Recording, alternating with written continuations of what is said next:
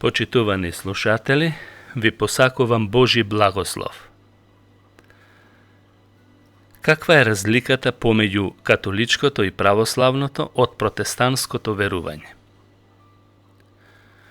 Или прашањето можеме да го поставиме и поинаку. Каква е разликата помеѓу традиционалното и наследно христијанство од живото вистинско христијанство? Прво, вистинското христијанство ја темели својата побожност само на Библијата, а другите сметаат дека Библијата има еднаков авторитет со црквата и преданијата. Христијаните веруваат дека Библијата е врховен авторитет за верата и побожноста. Библијата е дар од Бог и не смее да се изедначува со ниту едно историско предание, макар колку и да изгледа добронамерно.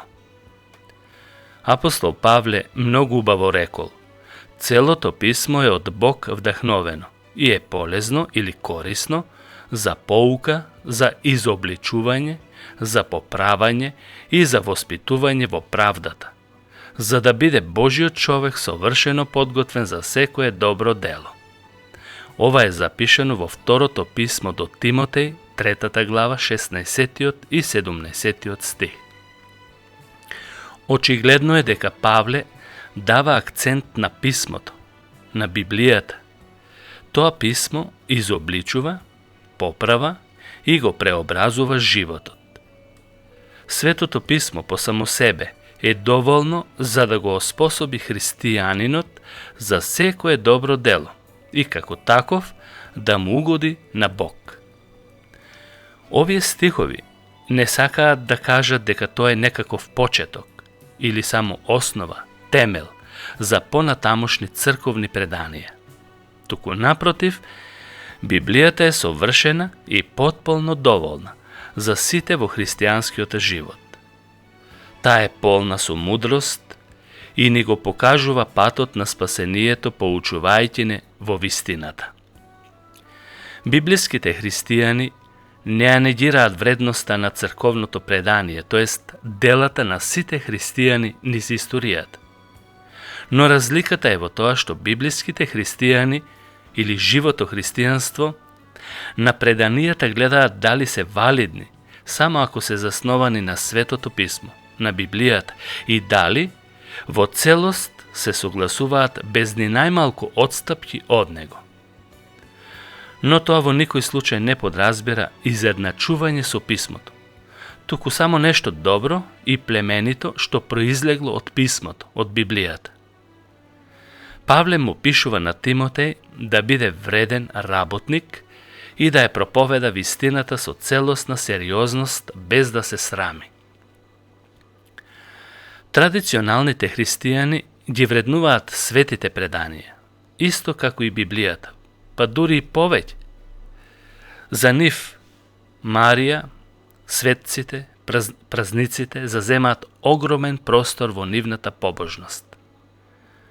За жал Марија ја сметаат за посредничка во нивните молитви, па дури и царица небесна. Светците за нив представуваат молители, застапници и помошници, и така натаму.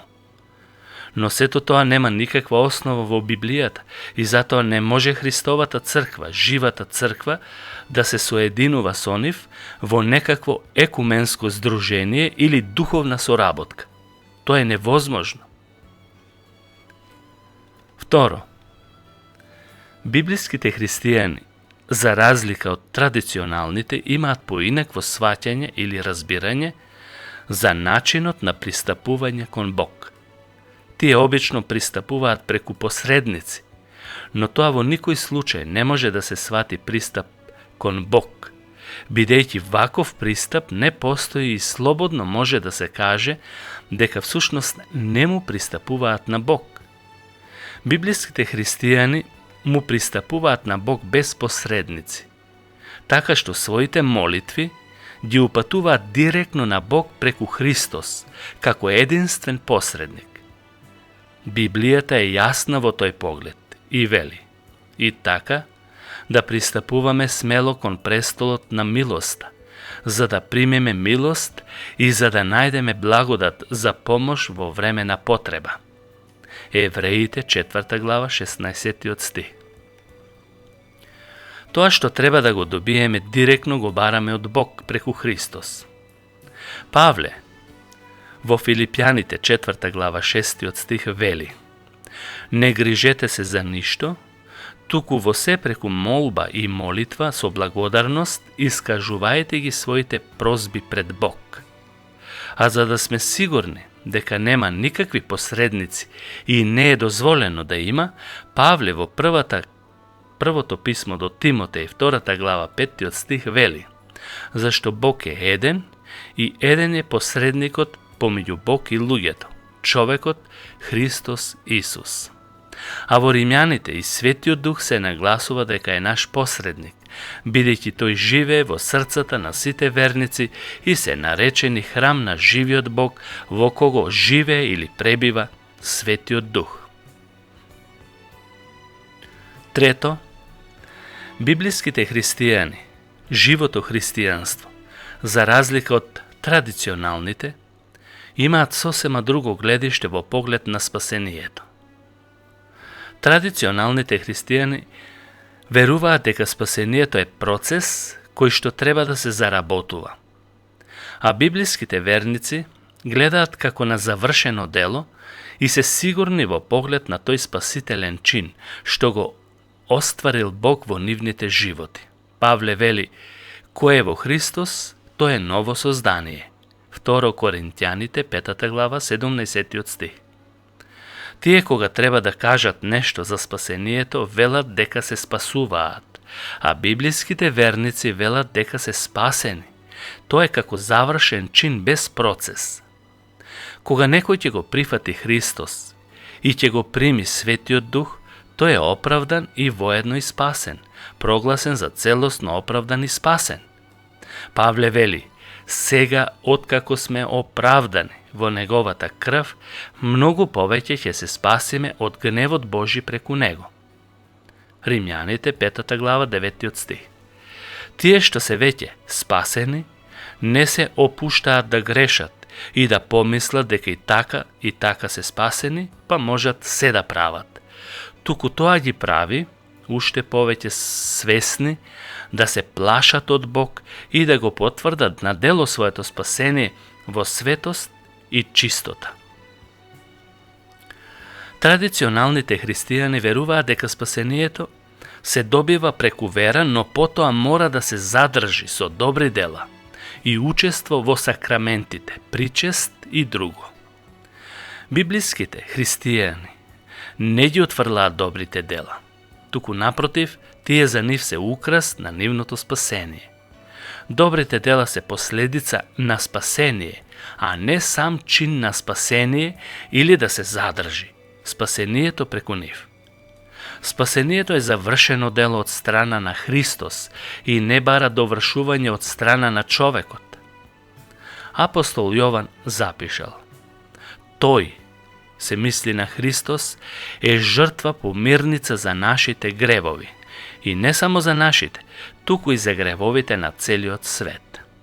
Бог го нуди спасението и дава сигурност на спасението, затоа што Исусовата жртва е целосна, совршена и доволна.